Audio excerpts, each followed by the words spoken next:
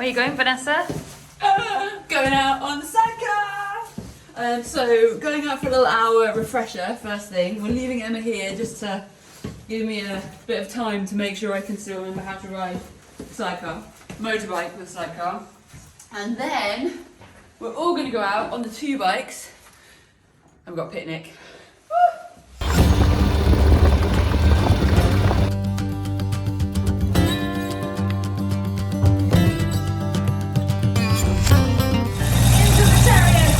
Chariot. I'm ready, pilot. Tell it's fire, I hope not. I've got my road headbar.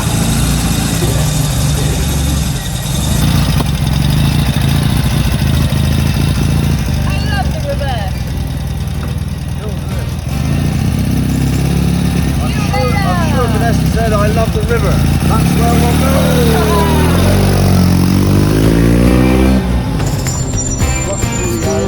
Ride the bike. Ride it. Open.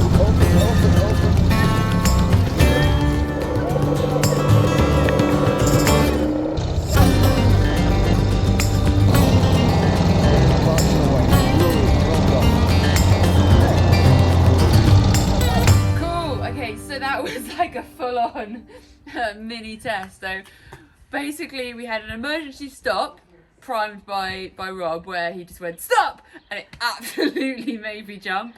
But I came to a stop and this didn't even move, which is a really good sign of like dialing into how to stay alive on a motorcycle sidecar. We then had a black Labrador charge out into the road. We saw a giant goat that was more like a pony.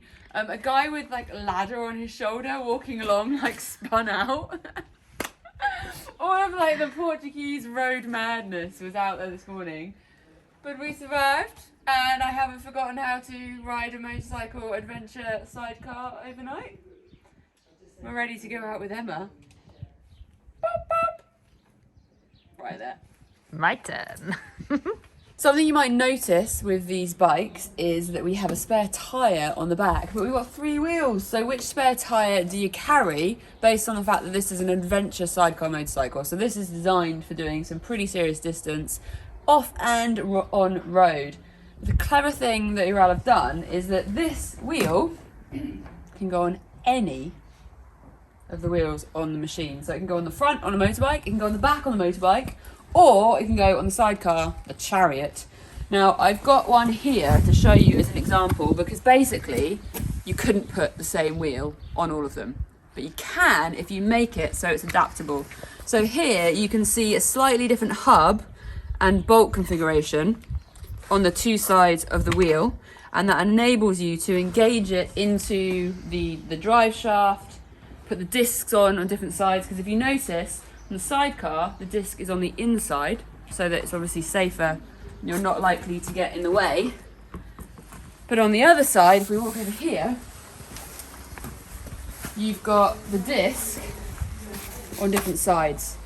So they've designed it so that you can carry one spare tyre and know that whichever one goes wrong, you've got a backup. Now, for the guys here at the Experience Centre, they have this wheel set up to go onto the rear because it's more likely you're going to get a puncture on the back with these kind of vehicles. But it can go on any of them if they wanted it to.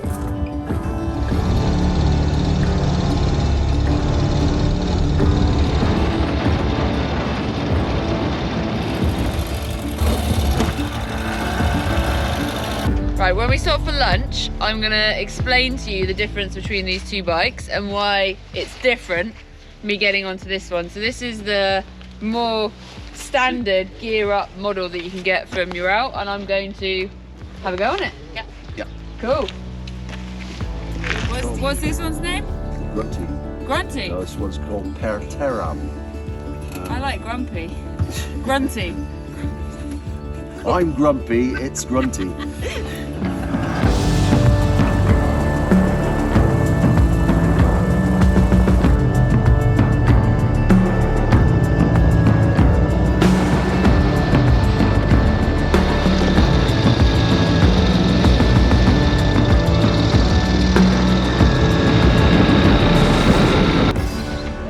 Does it feel much different? Like, yeah, yes and no. Like the bike feels different, but the unit still handles in the same way. Like you're still, you've kind of got all the same feeling. But why am I getting off this way, Vanessa? This is ridiculous. Never got off a motorbike before. Quick water break. I thought it was probably worth inviting you to the people behind the scenes of Ural Experience here in Portugal, because part of an experience is often, from my experience, massively about who the people are that's running it, and it's a really friendly, lovely environment to be in. So we've got Rob, who, you know, don't let his face and his youth trick us. He has been riding sidecars for 27 years. I know, he doesn't look that old. And then Zayne, you've been riding about 10 years. So a huge amount of experience on adventure sidecar motorcycles, and all of that knowledge is just transferred over in a way that is very absorbable as a rider. They're very good at working out exactly what you need to do and giving you that tuition and tips. They're also, actually I'm going to walk away because I don't want them to hear this. They're also like really nice people, really fun to be around, easy conversation and chat, but we're not going to let them hear that because they'll probably get really big heads. But it's a nice environment to be in. I'm in the Gear Sidecar. And it's unbelievably comfortable sat in here. Emma's behind with, whoop, there they are. Zayne, I'm with Rob. Oh, it's so beautiful and sunny. This is a really cool way to travel about. If you can hear me over the wind noise. Woo!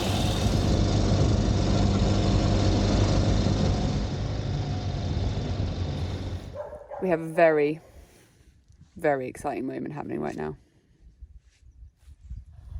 It's a terrifying look. We have reached the point where Rob is happy with my piloting of the Chariot adventure sidecar motorcycle. And so Emma is coming with me. We're going to do our first little bit together. It's going to be amazing. It's going to be cool.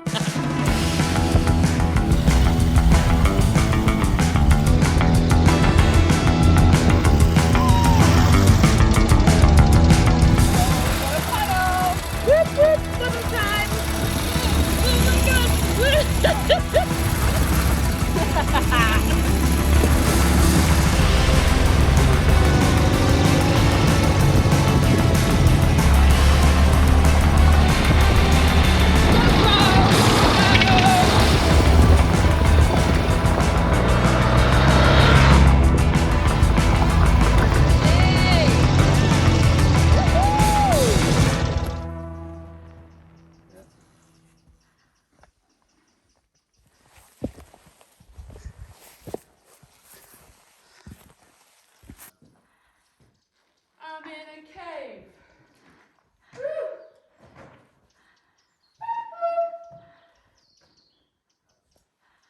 Wow. It's amazing. Oh my goodness, the size of the ones over there.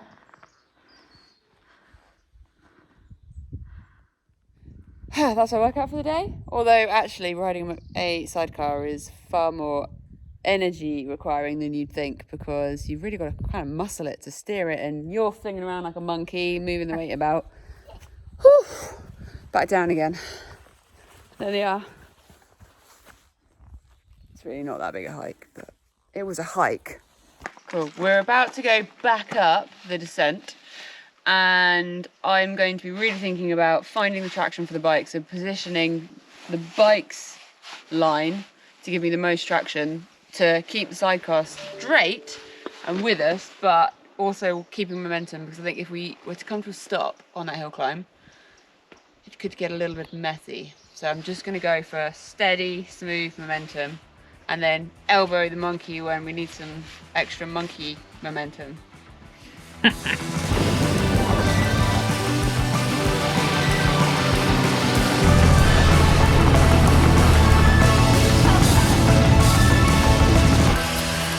Roadside sandwiches and a fruit bowl. The essentials. Here are your cups, lids. Oh, thank you. Oh, wow. That looks superb. Okay, we have two different Urals sat here, and basically this is the more standard gear up model that you would potentially go and buy if you wanted to get yourself a motorcycle sidecar for adventuring. Whereas this one is a modified one that the guys here at the Portugal Ural Experience Centre have kind of put together to basically aid the learning journey and increase the safety of helping people learn to ride. So what I'm going to do is quickly talk you through the key differences in why this is the learning tool, but actually this is really the model that you're going to get your hands on and start doing some good adventures on. So this one, the gear up, you can see the shape of the sidecar. It's much more of a little pod. I'm not very technical with these words. Sorry, Ural, but you sort of sit in. It's got a really comfortable seating position. The rider is certainly higher than me. My vision is a lot lower, but I'm incredibly comfortable. I'm enclosed. If you were to think about non-riders, friends, husbands, girlfriends who are going to be in here, they've got a bit of security. This obviously comes back. They've got protection from the wind. You could easily have blankets, hot water bottles, and be really comfortable on long journeys. You can lean about a little bit to aid the sidecar, but not too much. You then of course have luggage racks and things that come with it. But let me show you the difference with the one that Rob and Zayne are running here. Straight away you'll see that when you're sat in the sidecar, my eyes are nearly the same height as the pilot, which means I've got the same full vision. When I say I, think about Rob being next to me, giving me tuition, helping me understand, whoop, nearly knocked my water over, what the sidecar is up to and what it's doing. He's got the same position as me. Importantly, he can see what my fingers are doing on here. This front brake is effectively certain death on a sidecar. And you will have seen earlier on in this video what happens when Rob does a demonstration of that being pulled. So him being high in the modified sidecar, he can monitor what I'm doing with my controls, have a lot closer connection to what I'm doing to be able to input, guide me, tell me what I'm doing wrong, swap my finger away if I go for the brake. He can also hit the kill switch very easily if he needed to. And then even more importantly, I'm definitely going to knock my water over now, he can do this. He can get his weight out and help me get this thing round a corner. People kind of describe it as like wrestling a bear. It's kind of more like dancing with your monkey, which is why we keep calling Emma the monkey. When you're going around a corner, his weight of 90 kilos or Emma's weight is a huge pivot on an extended 1 meter arm, and that really helps you get the carriage around. He can also go the other way and lean across behind me. And so if you think about learning to maneuver this three-wheeled monster, if I mess up slightly mid-corner, Rob here can help us get around that corner. While the bikes are very, very similar, they are handmade bikes, which means they have their own little sort of personalities, is probably the way to say it. But the way that they feel and ride as far as being a sidecar is about the same. However, Emma's not going to be able to help me in the same way, which means I, as a rider, need to be really focused in keeping us safe.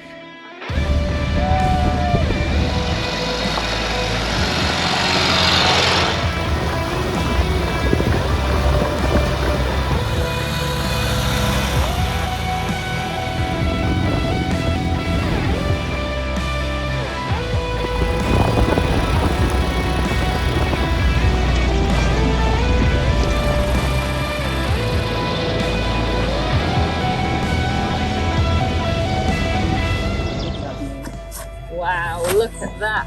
Wow, wow, wow. That's pink.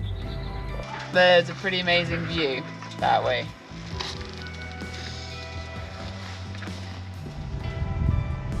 Woo! I love where multiple wheels can take you. We stayed looking at the sunset for a little bit too long, so it's about to get very dark and we've got a pretty decent ride home. So we swap round and Rob's gonna speedily ride us back home. But yeah, crack on and get us back with a little bit more pace than my ride in.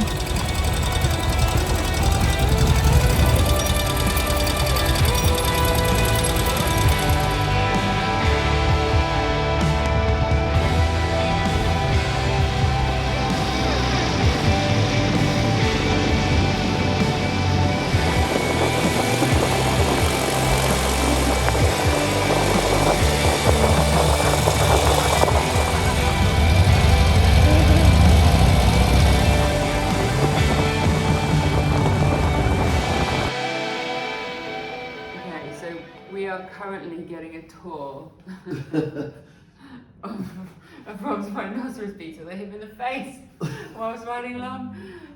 You can see why it's called a rhinoceros beetle. That's got some weight to it.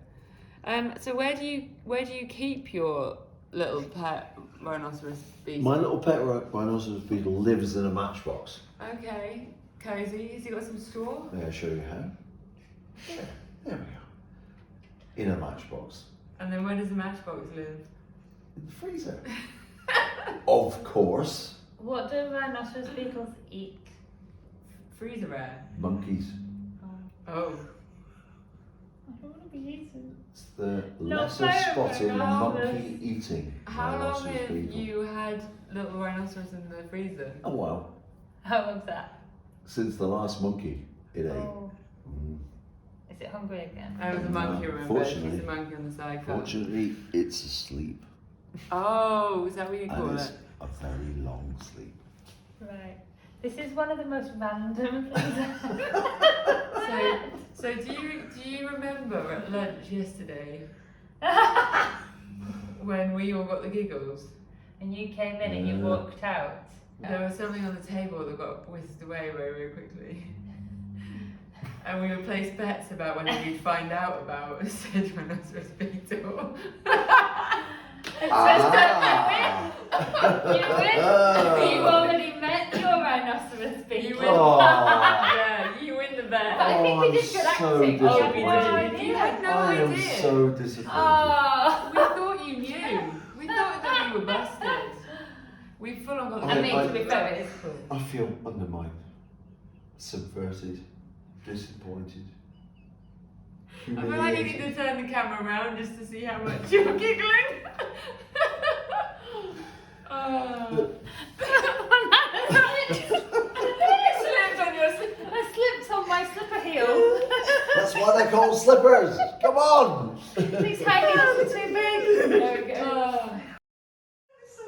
We have a friend who wants to come out with us today.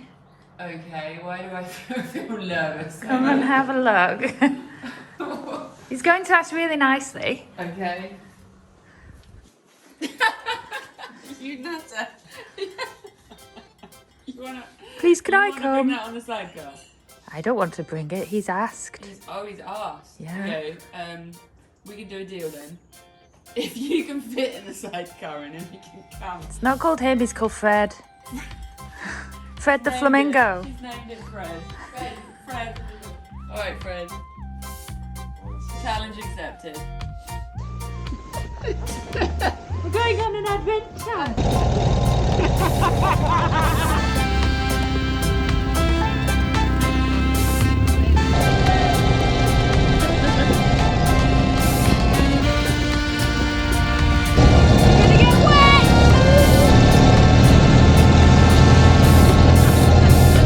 It's time for the first river crossing in a sidecar, so there's going to be a lot going on. We're going to do a little recce walk. Bloody Fred is down there already, because obviously he likes the water. Emma's there. It's nothing too technical as far as river crossing, but when you're adding the complexity of the sidecar and Fred and Monkey, and then we've also got a slightly cross camber corner out of the river. Just got to think about it. I'm also going to put some cameras about so that we can get a nice little clip riding across. And hopefully we won't lose Fred. I'll float.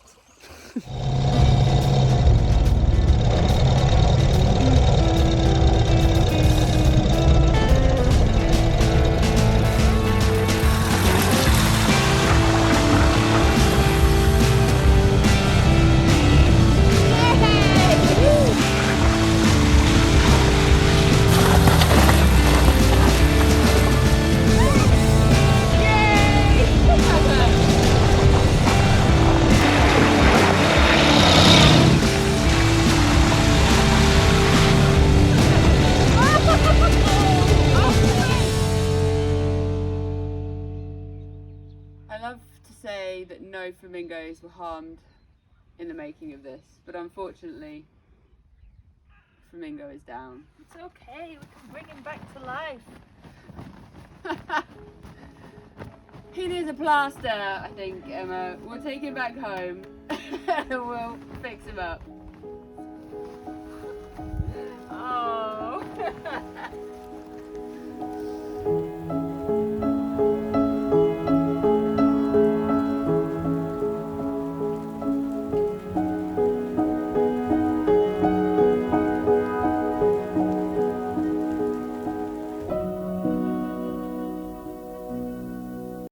Okay, it was a successful river crossing. Sadly, Flamingo died, but anyway, I just wanted to quickly show you the tracks. So you can see here, there's only tyre tracks on one side. Now that is because the Ural is one-wheel drive, but with the option of two-wheel drive. And everything that we've done so far, we've only used one-wheel drive, which for me, going through something like this in a near 500 kilo, just over unit is pretty impressive. But what I want to do is experience what it feels like going in two-wheel drive. Now, one of the reasons why you don't keep it in two-wheel drive all the time is because it basically wants to go in a straight line in two-wheel drive. Cornering is really hard. So I'm going to have a little bit of a play and see quite how different the cornering is. I probably won't even be able to corner it. That's how intense it is, apparently. So we'll have a try. And then we're going to go to a track where the two-wheel drive will really assist us getting up there. Because I think it's really important to know what these things feel like, because two-wheel drive is one of those things that is the best thing to engage when you need it to get you out of trouble or through something a little bit more technical. You ready, monkey? I'm ready. Woo! Okay, we've got a hill up above us, which is a little bit more, it's just a bit steeper. So with the weight of this, we're going to put it into two-wheel drive. Down here, we've got a lever, and we've got a drive shaft obviously onto the first wheel, secondary drive shaft to the other wheel. So we're going to engage it. It pulls out, back and in. And as simple as that, we have two-wheel drive engaged. And now we need to engage my brain, because it's going to feel quite different, and ride up there and follow Rob. Easy. Easy.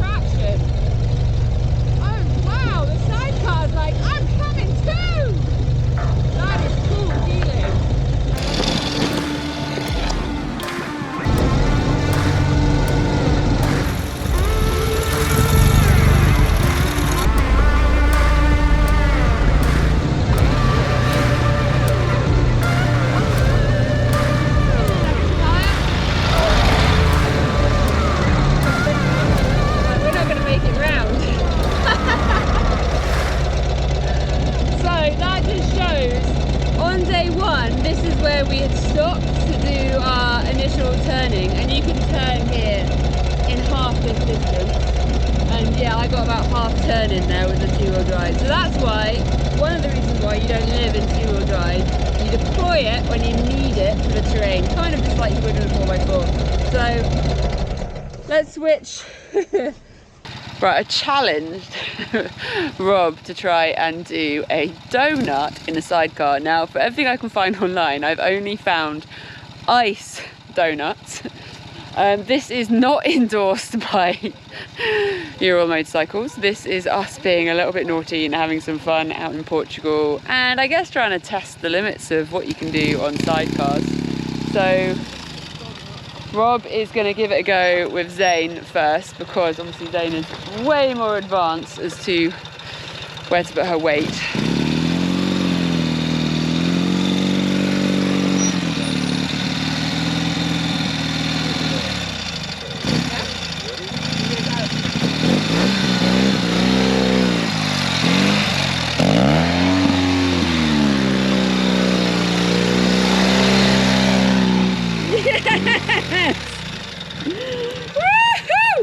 It works. That's cool. One more time. Yeah.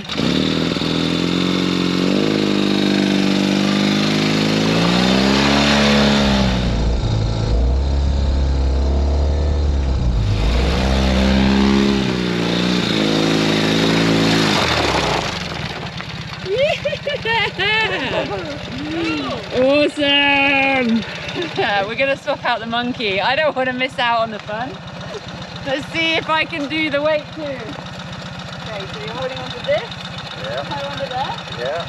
And then Wherever you more feel than that, comfortable, or- as far out as you feel safe. Safe being a relative word. Okay. Okay, you good? I got it. Brake on. Yeah.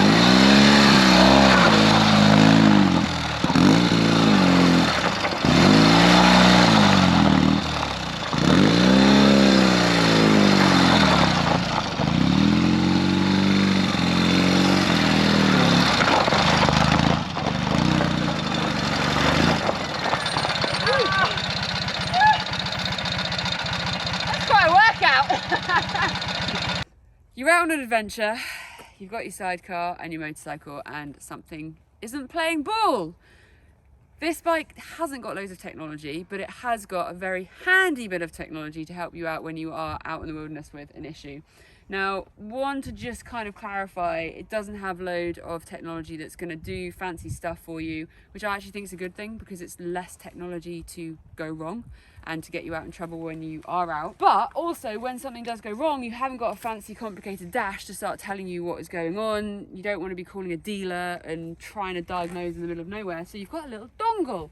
Take your little side panel off here, which is what I've done earlier. You plug it in. This then talks to the engine, all of the sensory. We have to start the engine momentarily, and I will do that. So if we then give it a few seconds, there's an app loaded up on the phone already, and it's going to just have a couple of minutes to do its thing. And then inside the app, you've got loads of different diagnostic elements. So you can say, look at the engine data, for example. As I said, it needs a couple of minutes. Wow, that was quick. It's already talking. So we've got the exact output that the engine is giving us right now. And there's loads of different things in the menu. There we go.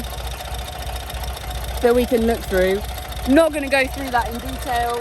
This isn't a manual video, but I just think it's really important to know that there are some tools that you can take with you out into the wilderness to help you get by with your sidecar chariot and get yourself out of trouble.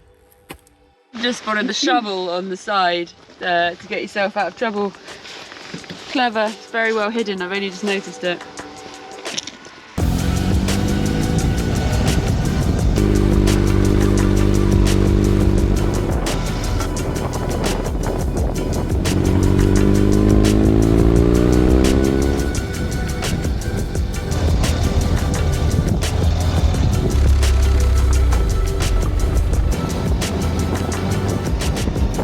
We've come to the end of our sidecar chariot riding. I'm pretty impressed with the Ural motorcycles. Now, they are not a modern high-tech motorcycle. They've got a pretty clunky gearbox and not huge amounts of power, but they have absolutely exactly what you need to have fun with your buddy out on the road, out on the trails, and have an adventure. And we've certainly had an adventure these last few days. They're brilliant machines. I would encourage anyone who's up for something new, something different, to come out here and have a go at the Experience Centre. Something I would definitely caveat to coming out here is that no matter how experienced you are on a motorcycle, come here with a really open mind that you're going to be going back to being a novice and a beginner. But with the Experience and Rob and Zayne, they will have all the right tools to help you get the hang of being on a sidecar, including what the monkey side of things in the sidecar does, because actually it's a really codependent riding experience once you start to get a little bit more speed, because the weight in the sidecar is essential, i.e. like hanging off to get you around the corner. So here in Portugal at the Ural Experience Centre, you can do pretty much whatever you fancy as far as an experience. So from complete novice on sidecars through to more advanced riders on their bikes, or you can bring your own sidecar and get a little bit more familiar and maybe step up your sidecar motorcycle experience capability. They can do how-tos with you on how to set up your motorcycle, maybe to pack up and go off around the world, or things like maintenance, some of the basic maintenance of keeping something like this running. Now, for us, it's been a really cool experience as two friends coming out and having an adventure together, experiencing it together, learning together. But there's all kinds of scenarios I can imagine being fun, like mum and daughter, father and son, brothers, your mate, your girlfriend, your husband, your boyfriend, your wife. You get the idea. It's an ideal thing for two, basically. And it's also possible if you're a one, because obviously Rob and Zayne can ride the machine with you. But that's about us here in Portugal. We are going to be heading back to the train station in a moment, and we've realised that we're going to actually have to go to the train station on the sidecar, which gives us the ability to test out one last accessory, which is a tow bar down there. So we're going to put our suitcases in the trailer and then ride the sidecar. Yeah. Why not continue the adventure right until the end?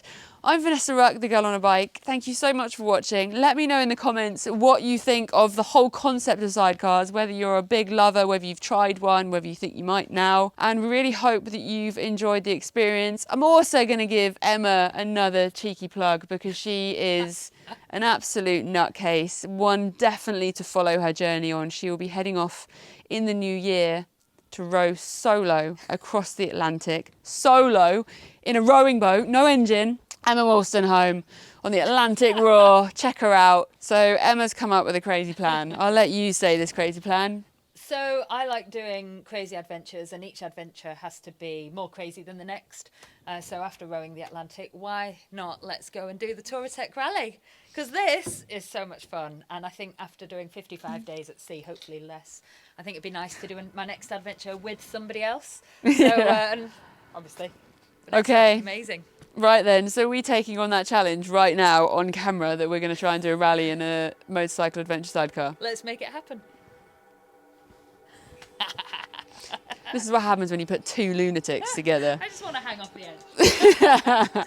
It's so much fun. Should we go get some lunch? Yeah.